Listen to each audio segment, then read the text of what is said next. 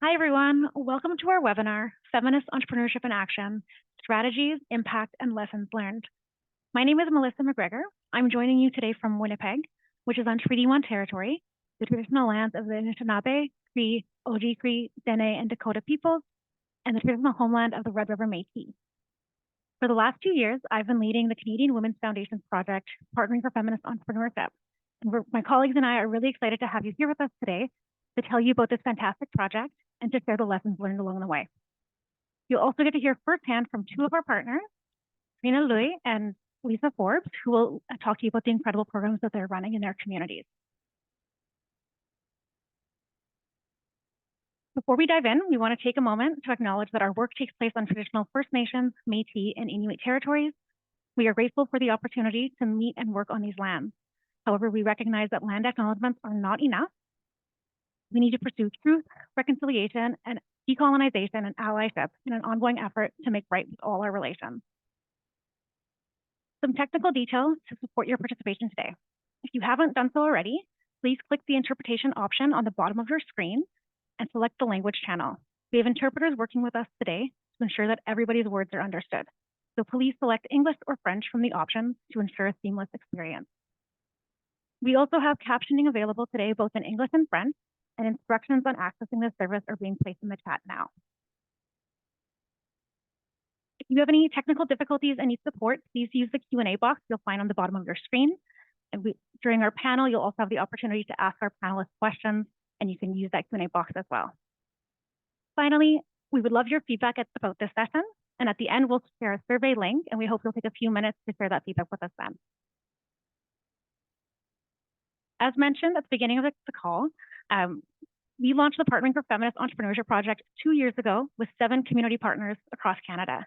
I want to give a quick shout out to those partners: Jalissa from Sisters in Solidarity in Toronto, Ashraf from Saskatoon Open Door Society, Larissa with Microcredit Montreal, Loretta and Kalina with NWAC, Melissa from YWCA Moncton, Serena from Plantet, and Lisa from Seed Winnipeg, who you'll hear from in just a few minutes. Our goal with this project was to get funding in the hands of incredible community organizations that are supporting women and gender diverse entrepreneurs at all stages of their business development. We chose these 7 community partners because of the work they do. They don't just teach people how to create business plans, they meet people where they're at and make sure they have what they need to succeed, whether it's access to taxis and transportation, child minding services, or something more. These are the kinds of self-employment programs that are needed in every community across Canada. Beyond just providing program funding, we saw this as a real opportunity to work with incredible leaders of these 7 organizations to develop important grassroots thought leadership on the concept of feminist entrepreneurship and build a thriving community of feminist entrepreneurs in Canada. So what is feminist entrepreneurship? Here's a definition that we drafted through the course of this project with our community partners. Feminist entrepreneurship challenges traditional businesses by prioritizing fairness, justice, and care for communities, people, and the environment. It's about more than making money. Feminist entrepreneurs use their strengths and values to drive positive change and build meaningful relationships and create inclusive businesses where everyone can thrive. Let's let that sink in for a minute. Feminist entrepreneurs challenge traditional business norms. They reject traditional business norms because the status quo, rigid, exclusionary, and sexist, were never built for them. Instead of replicating those barriers, they're creating businesses that reflect their values, prioritize inclusion, and work for the people they serve. Feminist entrepreneurs prioritize fairness, justice, and care for people, communities, and the environment. Most of the entrepreneurs that we've met over the past 2 years told us about their bigger goals for their business. Beyond making money, they want to contribute to their communities, and they want to bring about positive social change. Feminist entrepreneurs are concerned about values, relationships, and community thriving. This flies in the face of corporate individualism. It's about building sustainable livelihoods, but not at the expense of community. Our project was driven by the need to create space for Black, Indigenous, racialized, and queer women and gender diverse entrepreneurs in the business landscape, not just to increase representation, but to reimagine entrepreneurship in a way that reflects feminist values. I'm really proud to say that together with our 7 community partners, we've made significant contributions to the entrepreneurial ecosystem. We've served over 5,000 women and gender diverse people to support them to access programs and services to start, maintain, and grow their businesses. 77% of our participants identified as First Nations, Métis, Inuit, Black, or racialized entrepreneurs. More than 1,000 new businesses were created, and nearly 2,000 entrepreneurs received support to sustain and grow their businesses. We hosted not one, but 2 feminist business summits where we built community and explored the possibility and promise of doing business in a different way. You see on screen here a quote from one of our participants and some photos from our summit that took place this fall in Montreal. Additionally, we developed articles and incredible tools, including an amazing online course that we're excited to share with you today on this webinar. At its core, this project has been about building a community of feminist entrepreneurs, people who are redefining business to center justice, care, and community. The impact goes beyond its numbers. It's in the confidence, connections, and opportunities created for entrepreneurs across the country. Now, I'm excited to hand things over to Keisha Paul, who will moderate today's conversation with 2 of our incredible partners who've been leading this work on the ground. Thank you so much for that, Melissa. I want to thank everybody on the CWF team for putting this together and for all of you for tuning in with your precious time and energy. I appreciate it so much. For those of you who don't know me, my name is Keisha Paul. I've hopefully seen all of you at past CWF events, or I will be meeting you in the future. But if you don't know me, I'm a speaker, I'm a trainer, I'm an MC, and I'm a coach. But I want to tell you that because of the education that CWF has poured into me, in my career, I can proudly say that I am a feminist. And I'm delighted to be here moderating today's event, which is the Feminist Entrepreneurship in Action panel. Now, as you've heard, CWF has partnered with organizations all over Canada to create, elevate, and educate feminist entrepreneurs and organizations all over this great country. And today, we're going to be celebrating some big wins. But to do this work, you need talent, you need passion, and you need some serious grit. And Lisa Forbes from Seed Winnipeg is a shining example of all 3. With over 2 decades of community economic development field work, this Peguis First Nation powerhouse knows what community needs, and she's applied a mix of economics, entrepreneurship, and activism to any project that she's working on, including some of the following. Well, launching social enterprises for the nonprofit Healthy Muslim Families, creating specialized training for Norway House Cree Nation, and of course, doing business development training and planning for women and gender diverse people. But don't think Seed Winnipeg is the only place bursting with the feminist business vibes, because you can look no further than Toronto's Jane and Finch community, where you'll find the Flaunt It Studio, run by Serena Louis and her team of feminist trailblazers. Now, when Serena, saw her community needed a change, she created it and attracted other community leaders just like her to get involved. Flaunt It is comprised of an artist collective, a social enterprise, and a gorgeous creative co-working studio for marginalized women and non-binary youth to come together and project by project change the world. So, feminists everywhere, whether you're in the office or on the couch, I want you to clap it up, make some noise wherever you are for the manager of social enterprise and fund development at Seed Winnipeg and the founder and executive director of Flaunt It Movement, Lisa Forbes and Serena Loy. Okay, so I can't hear, I'm like waiting for applause. I can't hear it, but that's because we're on a webinar. But I want to start with Lisa. Lisa, how do you think that this project influenced your understanding of feminist entrepreneurship? Thanks very much, Keisha and Melissa. Happy to talk about that. Happy to be here. So my organization teaches small business training and coaches business owners using a community economic development lens called the Nietzsche Principles. It's developed by a Winnipeg Indigenous co-op. It calls for local production to meet local community needs, support local businesses, value human dignity, the environment, and neighborhood safety with employment and training of local people. All sounds good. And that these things are valuable outputs of an economy, not just about the pursuit of profit only for the sake of making money. And so then as a Cree person, I respect the Cree Ojibwe way of being called, the way of being. It's called Mino Bimadiswin. It means the good life.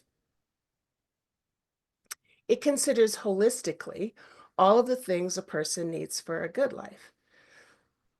So family, community, a way to make a living, health, and our unique attributes. Over the course of the project, meeting women and gender diverse business service providers and entrepreneurs, while building and implementing a feminist lens, my base of understanding has morphed to include the intentional approach of doing business that amplifies and supports women and gender diverse people to open businesses. Fantastic. I can see the need for business management training with trainers that look like us, materials and mentors that feature gender and racial diversity, getting help with child minding and transportation to encourage more gender justice in a field traditionally dominated by men. Feminist entrepreneurs in this project opened a business like Healthy Muslim Families Alhambra e-commerce store that celebrates and brings Canadians access to Islamic art, and the training of women facilitators there and at Norway House Cree Nation in northern Manitoba, who can now go on to teach their communities who want to start home childcare, catering, or Indigenous harvesting businesses as examples. And so the feminist entrepreneurship approach of this project saw a newcomer, racialized chemical engineer create and sell cosmetic products that meet both her need and women diverse people like her in her Nice. community. So the people we support with this approach are opening businesses that are intentionally anti-oppressive, anti-racist, and inclusionary while supporting families and women, gender diverse people, as well as our communities. That's fantastic, Lisa. With all that being said, how would you say this project changed the way Seed Winnipeg approaches economic development and how you're supporting entrepreneurs? I know you mentioned a couple points there, but if you could add a little more, that would be great. Sure. So Seed works to help people living on a low income in Manitoba to financially empower themselves. We're honored to be able to walk alongside people to do that. And being a social service provider during this time of COVID and post-COVID, inflation, neoliberalist approaches to economics, and just a real increased income polarization between the few who have and the many who don't. There's an incredible need for our work, but there are insufficient and diminishing resources. But our organization is super rich with established partners who serve ethnocultural youth, racialized LGBTQ2S plus, low income, unhoused rural women, and gender diverse, newcomer, or First Nation, Métis, and Inuit communities. We have over 100 partners, so serving all of those communities. So Wow. we have long applied a train the trainer model to train workers in those organizations to deliver our financial literacy training on topics like budgeting, money behaviors, and how credit works. So this project has been our first attempt at using Train the Trainer for our self-employment training and support programs. So the project allowed us to rejuvenate and revise topics such as Am I an Entrepreneur? Introduction to Business Planning, Introduction to Food Preparation for Farmer Markets, and Introduction to Regulations on Home Childcare Providers.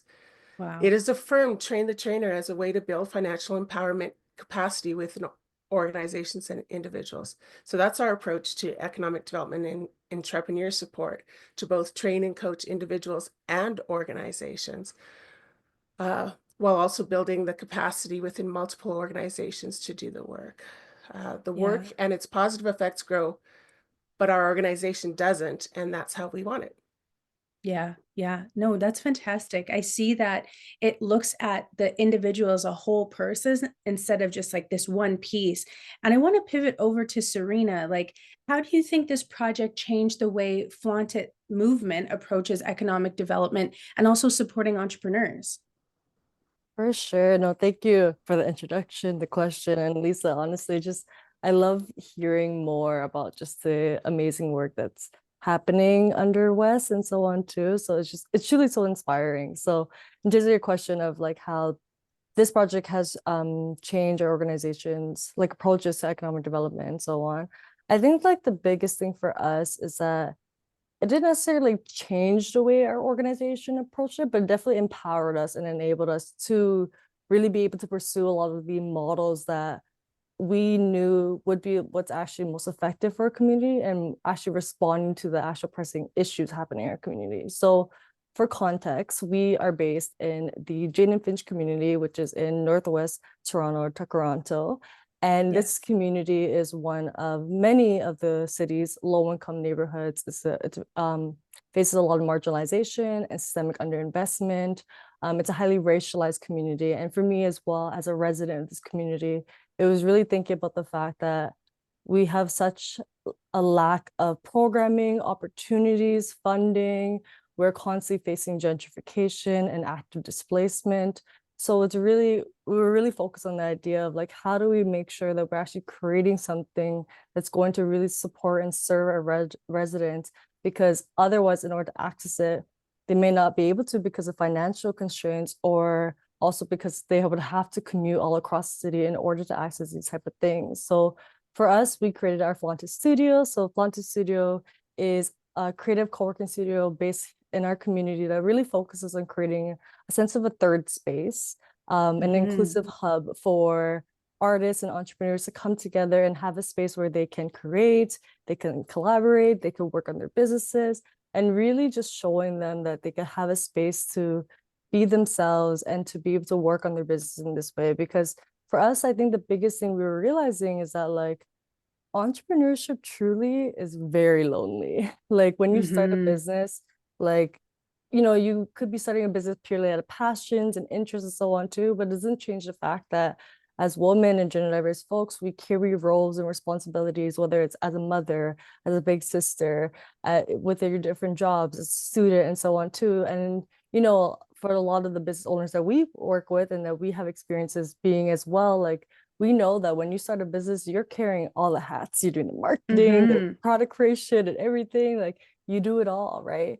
But it's Yeah. hard to do it all when you don't have the supports of the community to do that. So our studio was really focused on creating a space and a community where it genuinely is about community and collaboration and not necessarily Yes. about like like competition in this sake, because we're actually here to connect and to be there for one another and to really focus on how these things could really support one another and almost thinking about how we provide like wraparound services for new Yeah. entrepreneurs, right? Well, I want to zone in on one of those entrepreneurs because I know that like anytime you go on the social media flaunt it, the examples just fly out at you. So if you Thank could you. pick one, you're welcome. Success story of an entrepreneur who's benefited from integrating a feminist approach in what they're doing. Mm-hmm. No, I love that. And honestly, there's so many. I think it's been really amazing to see how our studio has been used for so many different folks in the past like 2 years that we've really been able to open it up to the public and to our community. And I think what's interesting about us is like thinking about how feminism and entrepreneurship intersect, but also how it intersects with creativity and how creativity and the arts can really deepen the impacts and the type of works that we can do, right? Because a lot of people who are using our space are using it for businesses that might be seen as more non-traditional. Like it's people who we have someone who's going to be using it to do classes for burlesque to teach about, Wow. right? Or we have a lot of people who use our studio that are on ODSP or Ontario Disability Support Program, or even on welfare, people who are using it as students to explore like doing like nails and hair and so on. But I think like one of the main success stories I think about a lot is definitely one of our local residents. Her name is Barbara, and she's the founder of Barbara's Room. So it's a handcrafted lip cosmetic brand. Actually, like I'm like wearing one of them. Shameless Nice. shameless promo. Yeah. barbarasroom.com, everyone. But honestly, like for us, like she sells like lip cosmetics and so on too. And it came out of like it's like a passion to really promote self-love and to talk about her journey with it and everything too. But through our studio, she was able to really focus on the ways or explore the ways she could diversify her revenue streams by being able to offer the opportunity to learn how to actually make these lip glosses. So she started to offer like workshops where people could like buy tickets to actually learn how to make a lip gloss. And it's really just thinking about the ways that really like not even doubling, like quadrupling, like it's quadrupling like her profits in a way, because it's going from being able to sell like things like her lip glosses to being able to sell like tickets to actually make these and so on, right? And through our studio, she's been able to actually test out what this workshop could look like. She's been able to she's been working with us and getting feedback, especially because a lot of our team, we have experiences as entrepreneurs, as artists, as educators and facilitators. So we're able to work with her there and really just helping her be able to expand and grow and see the ways, again, like there are so many ways you can grow and scale your business, but also seek supports in your business as well. She's been able to recently in our content creation days that we actually do every quarterly, where we invite businesses to basically come in to our studio to get free marketing content for and so on. She's been able to shoot content for her next product launch and everything. So it's really thinking about the ways that like she's one of many stories for us for sure. And we're so proud of definitely like the ways that the studio continues to be like a safe space, but also like a third space for our community that truly meets the needs for their businesses as well. And just for everyone listening, what's a third space? What do you mean by that? Yeah, so a third space is definitely something that we've been exploring more about, I think in this past year and so, where it really focuses on this concept of having a space away from home and away from work. And like, because for us personally, with when we work in the context of the Jane and Finch community, which I'm sure can apply for a lot of folks who may be residents in different underserved neighborhoods across the country and so on, right? But it was thinking about the ways that for us, our community centers do not run full programming. Our schools close after 3:30. It's expensive and it's a long commute to go to any type of programming outside of our community.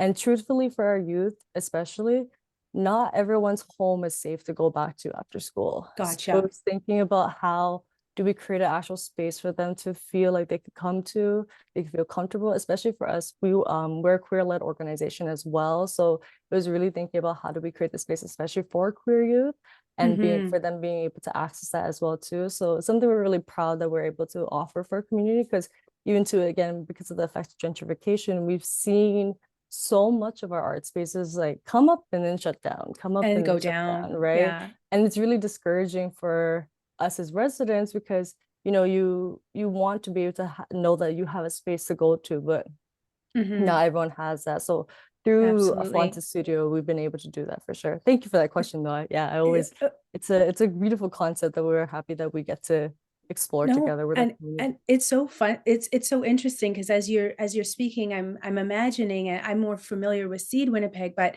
it is this third space. You know, it is a safe space, and actually having a place where you can infuse these feminist values as well to people who have never heard of it. So special. You know, Lisa, I want to ask you, what do you think is next for Seed Winnipeg with advancing feminist entrepreneurship? Thanks for asking that. It's really nice to be in this environment to talk about this and be intentional about our planning. So I really appreciate thinking about these kinds of questions. So we're going to continue to support the trainers we trained from other organizations who support women and gender diverse trainers as they continue to teach the customized pre-entrepreneur workshops that we created together. And we'll use those newly revised workshops to deliver to women and gender diverse communities. And so, for example, there's a First Nation women's empowerment gathering of Treaty 3 members, which is mostly Northwestern Ontario Nations in Winnipeg this Thursday.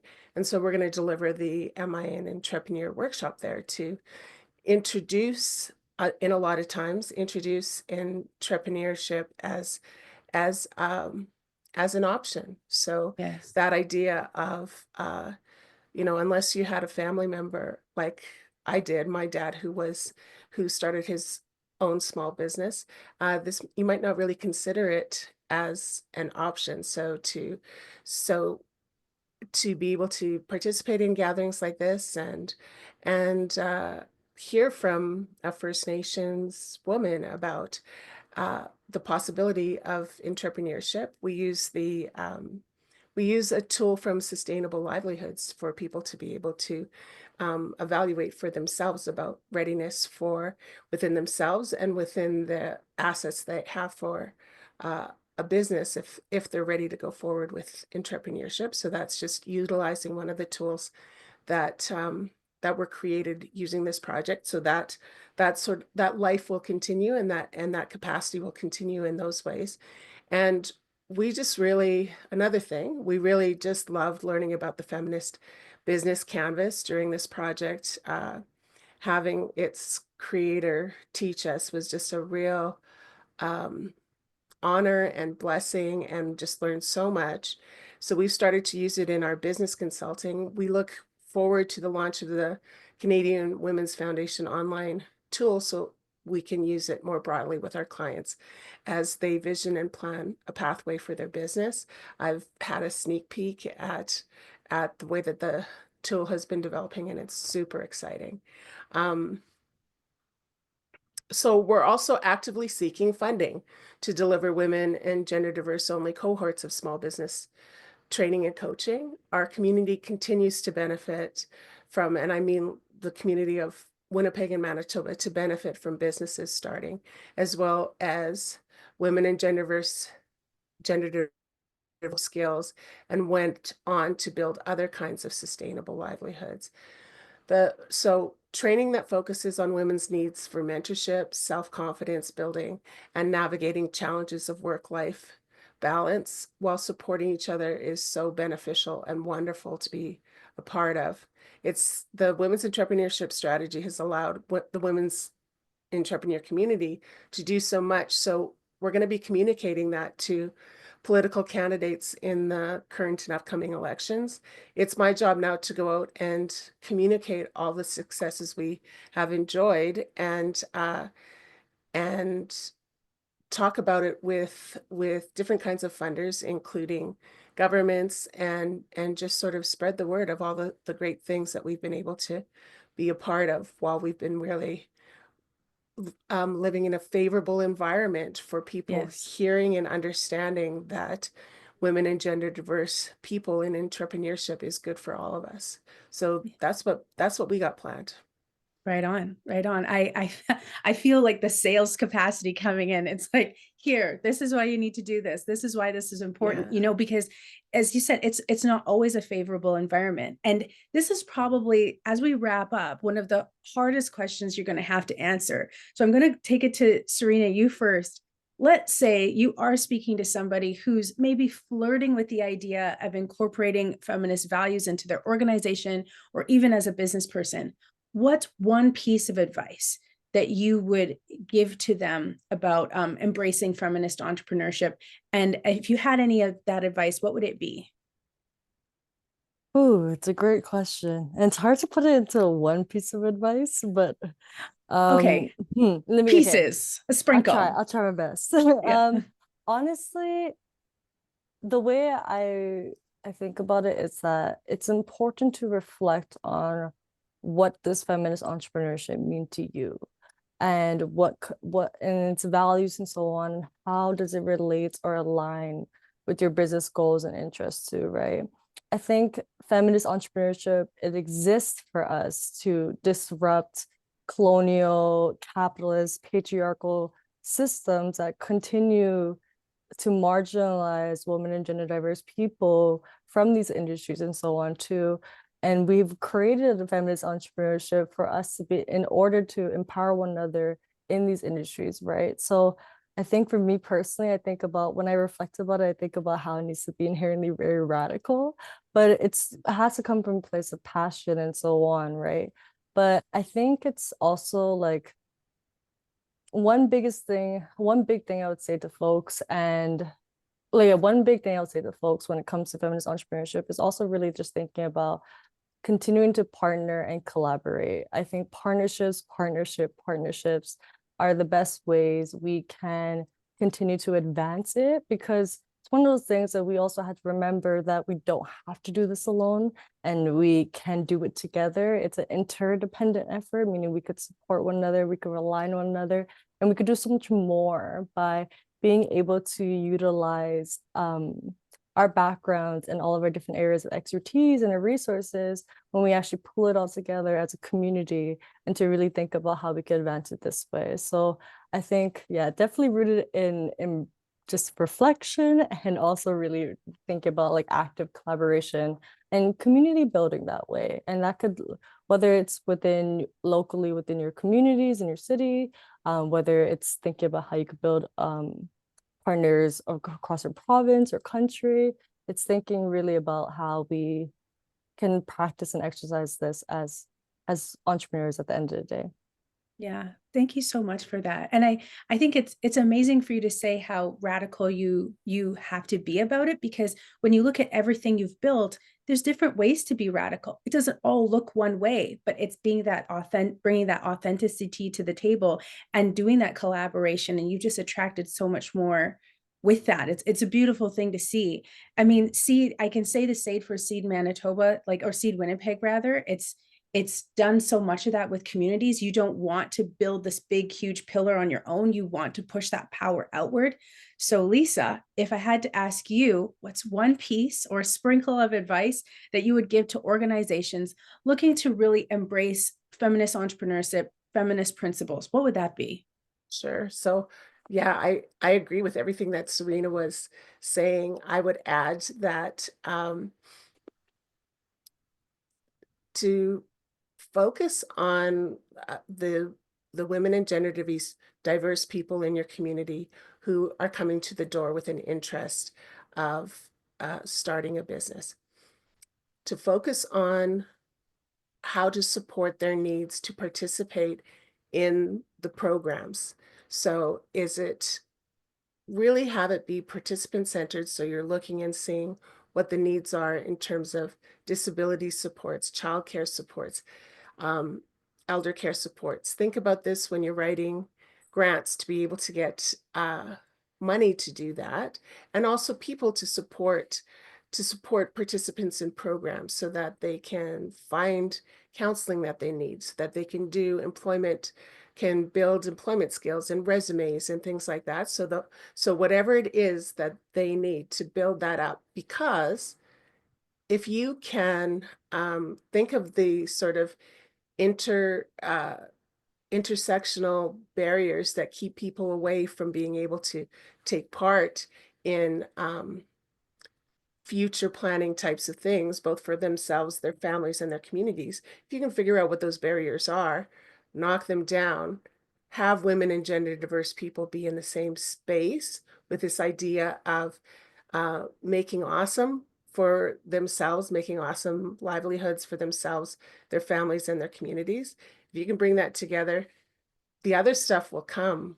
The women and gender diverse people that I've had the privilege of knowing over all these years and walking alongside, they're figuring out, they're already coming with the values that say that they want to have inclusive businesses. They don't want to just make money. They want to make money so they can continue to make a way of living, but also make differences in their communities and make hire gender diverse people, give living wages to their employees, make products that make sense for women and gender diverse people that aren't in the market right now. They have all that. They're coming with it. So to be there and support that and keep talking about why this is a great economic development approach. Yeah, absolutely. The two of you, from what I've heard is that it's just the partnership between y'all as well as the other organizations throughout the country, but it's just helped expand on what you're doing, helped on and maybe even expanding an understanding of feminism and different ways to put it out there, but just really blossomed out everything that you were doing already and strengthened it. And I'm so happy that you've both come here to celebrate these wins that you've had with your respective projects.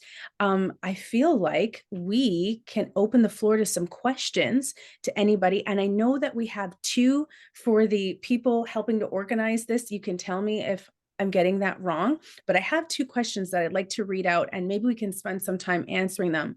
But from Sarah, I see, thank you. I need to shoot an advertisement video for my services and products.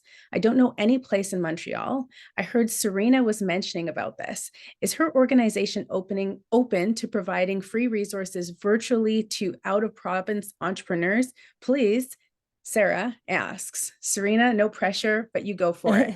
Yeah, no, thank you for the question. It's funny, actually, recently I got ads for like photography studios in Montreal, and I was like, oh, that's cool. Because personally, I am based in Toronto, Toronto. I don't know too much about these services outside the province. However, the beautiful thing about West is that we, and basically the ways that we've been able to partner with Canadian Women's Foundation is that there is a partner in pretty much every one of our provinces. So we also have we have partners in Montreal that I'm sure maybe I shouldn't speak on behalf of the Canadian Women's Foundation team, but I know like if you were to look up a lot of our work with West, you'll be able to see some of the amazing work that's happening in Montreal as well. We just got to participate in a summit back in September, so it was also hosted in Montreal. So we got to learn a little bit more about a lot of different businesses that are thriving in the city as well. So I'm sure that a lot of those resources are available online when you look up more about our West projects. Because unfortunately, yeah, the studio that we offer is so specific to supporting the entrepreneurs in that part of our city. And it's really focused on being able to provide something that's really close within our community, and it's something that's really accessible to us and so on too. So it's hard, I think, with some of those creative resources to do that virtually. But I think also too, like we're very open with if people like DM us on Instagram and so on too, we're always happy to share what we do know and so on too. Whether it's like maybe it's like some sort of resources to learn more about creative trainings and so on too, definitely could always help there. But I definitely recommend just like looking, kind of learning more about the different West partners involved with this project. Okay, thank you so much, Hope Serena. that kind of helps. Sarah, oh yeah, I think it was Sarah definitely DMing Flaunt It, but also checking, maybe getting back in touch with Canadian Women's Foundation and seeing what partners there are in your region so you can get some of access to some of those things. Now, the second question I can see here is how can we benefit from Canadian Women Foundation resources in general? I'm based in Ottawa and I don't know. Would you guys be able to answer that? If not, I can turn it over to someone on the team as well. Oh, You want to try it, Serena? Go ahead. I was just gonna say, for me personally, as someone who's been really fortunate, and I say this on behalf of our organization at Flaunt It Movement, we've been fortunate to really partner with the Canadian Women's Foundation since about 2021, and I really do mean this from the bottom of my heart. Like I genuinely love being able to partner with the foundation because it's been one of those really great opportunities where they, even on their website, there's a lot of research, there's a lot of information and so on too, where you could find different links and resources to help you learn more about what's available to help you, whether it's like to advance your businesses and so on too, even if it's like learning more about the different issues that that Canadian Women's Foundation focuses on. Like for us, because we work focused on women in poverty, we've been able to get a lot of like research and stats from a lot of the research that Canadian Women's Foundation actually makes available online, just again, directly from their website and so on. So I think it's one of those things where I'm sure the Canadian Women's Foundation team will talk a lot more about all of the research and everything there too. But for us, like it's really been easy for us to just like reach out via email and then see who we can get connected with, or just to again look at just explore the website and see what's available there. This webinar is one of many that they host quite regularly when it comes to addressing these type of topics and so on too, because their support for entrepreneurs is very ongoing and it's very Gorgeous. active, it's very genuine. So that's how I at least been able to benefit as a little entrepreneur in Toronto. Oh, well, and another fan in Toronto says, Miha says, not a question, but want to send Serena lots and lots of love. She's such an amazing role model for youth in our community at Finch. Heart. So sending that to you, but I'm actually going to pivot over to Lisa because there's a beautiful question here that I want to make sure I get to. And it was from JC. I'm an entrepreneur just starting out, and I'm struggling to balance my desire to support my community, buy local, be ethical, while also keeping my costs low. How do the entrepreneurs that you work with do this? How are you able to advance your feminist and entrepreneurial ideas to start your business while trying to keep your costs low? I would say the first thing is to plug into your community of uh, local small entrepreneurs, including the women and gender diverse networks that exist for you, and go to the coffee chats that someone has. For instance, in Winnipeg, they do it multiple Fridays at the Forks. There's ones that are focused just on tech that have another night, that do it just Indigenous entrepreneurs do it another night in our city. So that would be the first thing, is to plug into the people who are in various states of being involved in their business and see what they're doing. Ask a lot of questions. Say, how do you deal with this kind of stuff? Do you have particular wholesalers that you use? That would be that's the very first thing that I can think of, is to be able to do that, plug into, and then also to plug into the business support providers. So people like me as a business consultant, I'm sort of a clearinghouse of all the things that I've ever heard about. Tips to be able to buy things on, find suppliers who deliver, who have products that are less costly, who can connect you with other local businesses like you, and support each other as a business. So yeah, that's my advice about that. Thank you so much. I know that there's still questions from Kelly and Petra. Coach Millie had a comment as well, but I feel like I need to pivot on because the show goes on. I would hope that if anybody has existing questions, they can connect with us online. Yeah. DMs or LinkedIn's or all that kind of stuff. But I have to wrap it up there. And I thank everyone so much for being so involved and engaged. Lisa, Serena, thank you. Melissa, over to you. Thank you so much. Thank you so much, Keisha, Serena, and Lisa, for this panel discussion. It was really great to hear from you about your programs and your reflections from participating in this project. It's always really great to hear about the work that you're doing. So one of the goals of this project was to create tangible tools and resources to support feminist entrepreneurs and business coaches after the program ends. Today, we're excited to share 2 key resources that were developed with you. First, we created a tip suite series called the Building Feminist Businesses, Tips for Entrepreneurs and Allies. These accessible, actionable guides cover a range of business topics, offering feminist entrepreneurs practical strategies to create sustainable businesses that align with their values. These resources were created by and for this growing feminist business community. Every piece of content, illustration, and design reflects the wisdom and creativity of this growing movement. The link is in the chat, and we encourage you to check them out, share them with your communities, and bring them into your programs if you run programs. They're really great resources.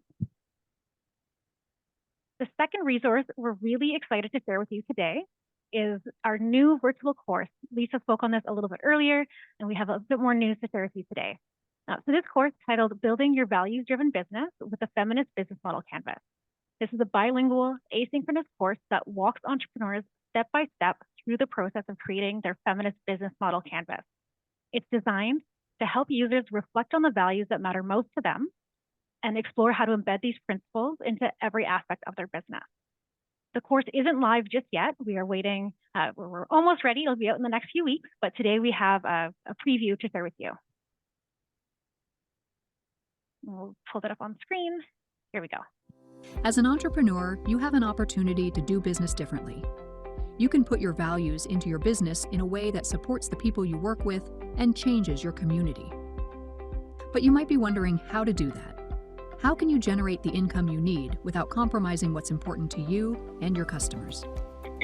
Or maybe you're wondering how you can take your existing business plan to the next level and broaden your social impact beyond the customers you serve.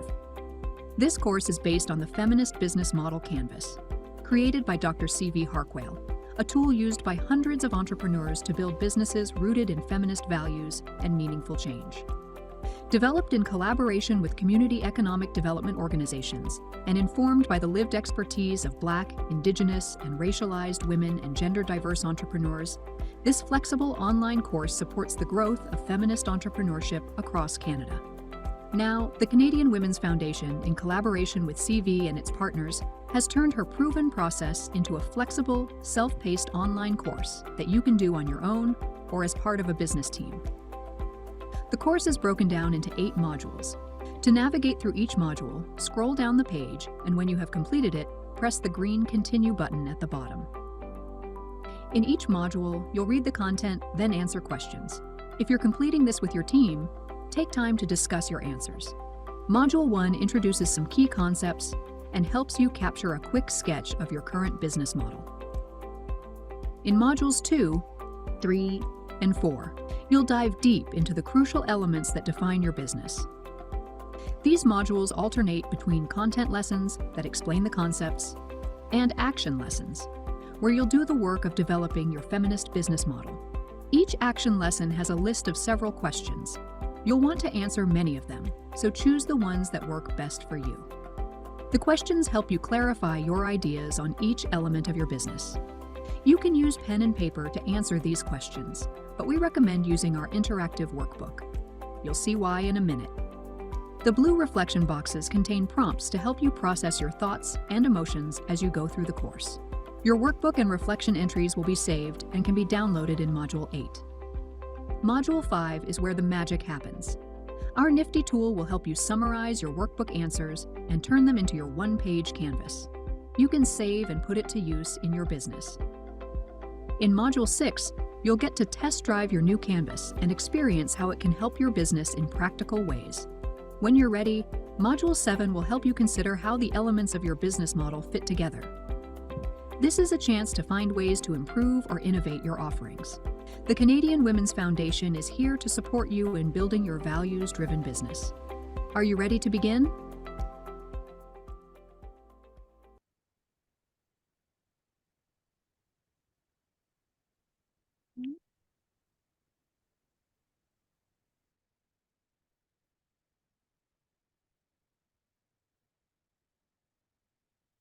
Thanks for playing that for us, Jess. This was just a glimpse of the course. We hope it gives you an idea of what's coming your way, and we're really excited for you to view it once it's live and explore it further. So please stay connected to the foundation and stay tuned for its upcoming release. This project has been a collective effort shaped by the insights and experience of feminist entrepreneurs across the country. It would not have been possible without the dedication of our partners, collaborators, and community members who have shared their knowledge and expertise. We are so grateful for everyone who supported this project. Before we wrap up, I want to extend a huge thank you to our amazing panelists and moderator for sharing their insights, and to our interpreters, captioning and tech team for ensuring accessibility and that the event ran smoothly, and to all of you for joining us today. We hope you've gained new ideas and leave you're feeling inspired to take action in your business and community. We'd love to hear your thoughts. We would appreciate it if you take a few moments before logging off to complete our brief survey. The link to the survey is being added to the chat now. Your feedback is really important to help us continue to build impactful programs and resources. Thank you again for being here with us. We look forward to staying connected, and we hope you have a great day.